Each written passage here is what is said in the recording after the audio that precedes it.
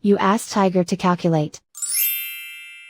This deals with finding the midpoint between 2 points. The midpoint between the 2 points is -1, -4. Let's solve it step by step. Plot the 2 points and calculate the midpoint using the formula.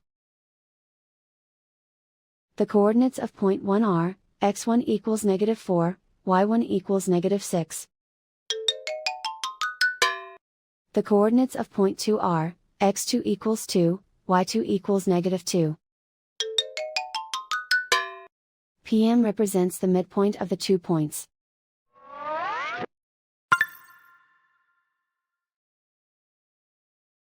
Use the x values in the midpoint formula to find the midpoints x. x1 equals -4. x2 equals 2.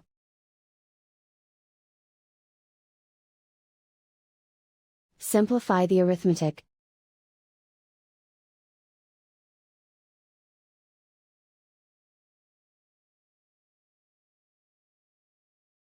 Use the y values in the midpoint formula to find the midpoints y. y1 equals -6. y2 equals -2. Simplify the arithmetic.